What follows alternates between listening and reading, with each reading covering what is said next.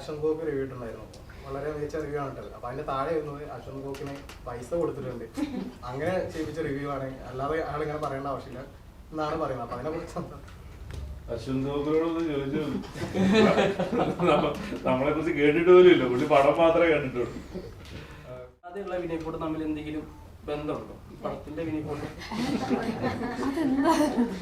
Character wise ഈ പടത്തിലെ വിനയപ്പോട് ഒരു വ്യക്തിയും ഭയങ്കര ഡിഫറെന്റ് ആണ്. വിനയ് ഭയങ്കര വെൽക്കമിങ് ആണ്. ഇവരെല്ലാവരും ഇവരുടെ ഒത്തൊരുമ കണ്ട് എക്സ്പീരിയൻസ് ചെയ്തതിൽ എനിക്ക് വളരെയധികം സന്തോഷമുണ്ട്. സെറ്റിൽ ഷൂട്ടില്ലാത്ത സമയം ഇവർ ഫുൾ പാട്ടൊക്കെ പാടി കളിച്ചും ചിരിച്ചിരിക്കുകയാണ്.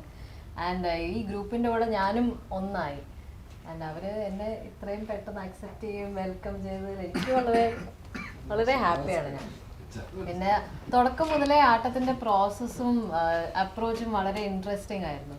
ഞാൻ വർക്ക് ചെയ്യുന്ന ഡയറക്ടേഴ്സിനോട് ഞാൻ ചോദിക്കുന്ന ഒരു കാര്യമാണ്, എന്തായിരുന്നു ഇതിന്റെ ഇൻസ്പിറേഷൻ? അപ്പോൾ ഇവരുടെ ഈ ഒറ്റ സുഹൃത്തുക്കളുടെ ടാലന്റിനെ ഷോക്കേസ് ചെയ്യാനാണ്. അതിൽ നിന്നാണ് ആട്ടം തുടങ്ങിയത്. അത് വളരെ പ്യുവർ ഇന്റൻഷനാണ്. ഞാൻ വർക്ക് ചെയ്തിട്ടുള്ള ഡയറക്ടേഴ്സ് ആരും ഇതുവരെ ആ കാരണമൊന്നും എടുത്തു പറഞ്ഞിട്ടില്ല, ഇതായിരുന്നു ഇങ്ങനെയാണ് നമ്മുടെ തുടക്കം. അപ്പോൾ അത് കാരണം അത് മാത്രമല്ല, വേറെ കുറേ കാരണങ്ങളുണ്ട്. ആട്ടം is A very very special project. ഞാൻ ഒരിക്കലും വിചാരിച്ചില്ല എൻ്റെ കരിയറിൻ്റെ ഈ പോയിന്റിൽ എനിക്ക് ഇതുപോലത്തെ ഒരു പടം ചെയ്യാനുള്ളൊരു അവസരം കിട്ടും. ആൻഡ് നമ്മൾ ഒന്നൊന്നര വർഷം മുന്നേ തുടങ്ങിയ ആ പ്രയത്നവും അധ്വാനത്തിൻ്റെയും ഫൈനൽ റിസൾട്ട് പ്രേക്ഷകരും ക്രിട്ടിക്സും ഉൾപ്പെടെ രണ്ടുപേരും അപ്രീഷിയേറ്റ് ചെയ്യുന്നത് കാണുമ്പോൾ സന്തോഷവും അഭിമാനവും നല്ല നല്ല ഫീലിംഗ് ആണ്. ഞാൻ വളരെ ഹാപ്പിയാണ്, വളരെ ഗ്രേറ്റ്ഫുൾ ആണ്. പിന്നീട് ഇപ്പൊ ഈ കോടി ക്ലബിന്റെ ഒക്കെ കാലമാണ്. ഇപ്പൊ ഒരു പടം ആയി കഴിഞ്ഞ ഒരു 5 ദിവസം കഴിയുമ്പോൾ തന്നെ 100 കോടി 500 കോടി 1000 കോടി ഒക്കെ പറയുന്നുണ്ട്.